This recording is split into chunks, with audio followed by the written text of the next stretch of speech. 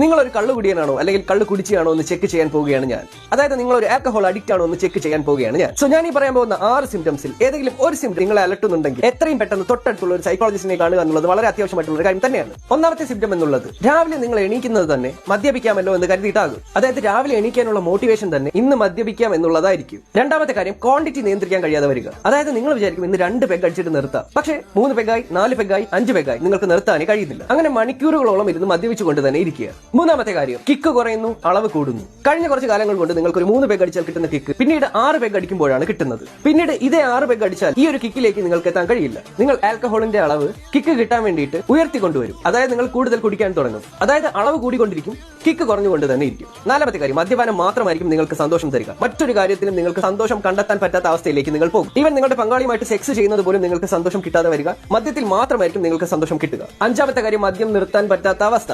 അതായത് നിങ്ങൾക്ക് മനസ്സിലാകുന്നുണ്ട് നിങ്ങൾ നശിച്ചുകൊണ്ടിരിക്കുകയാണ്, എന്നാലും നിങ്ങൾക്ക് മദ്യം നിർത്താൻ പറ്റാത്ത അവസ്ഥയിലേക്ക് നിങ്ങൾ പോകും. ആറാമത്തെ സിംറ്റം എന്നുള്ളത് വിഡ്രോവൽ സിംറ്റംസ് ആണ്. അതായത് നിങ്ങൾക്ക് മദ്യം കിട്ടാതെ വരുന്ന അവസ്ഥയിൽ നിങ്ങൾക്ക് ശാരീരികവും മാനസികവുമായിട്ട് ഒരുപാട് ബുദ്ധിമുട്ടുകൾ ഉണ്ടാകും. നിങ്ങളുടെ കൈ വിറയ്ക്കും, നിങ്ങളുടെ ശരീരം വിറയ്ക്കും, നിങ്ങൾക്ക് വെപ്രാളം ഉണ്ടാകും, നിങ്ങൾക്ക് അസ്വസ്ഥതയുണ്ടാകും, ഉറക്കമില്ലാത്ത അവസ്ഥയിലേക്ക് നിങ്ങൾ പോകും. മദ്യം കുടിച്ചേ പറ്റൂ എന്നൊരു അവസ്ഥയിലേക്ക് നിങ്ങൾ പോകും. മദ്യപാനം ആരോഗ്യത്തിന് ഹാനികരമാണ്. ഒരുപാട് വ്യക്തികളും അതിനോടൊപ്പം ഒരുപാട് കുടുംബങ്ങളുമാണ് മദ്യപാനം കാരണം നശിച്ചത്. So say no to drugs.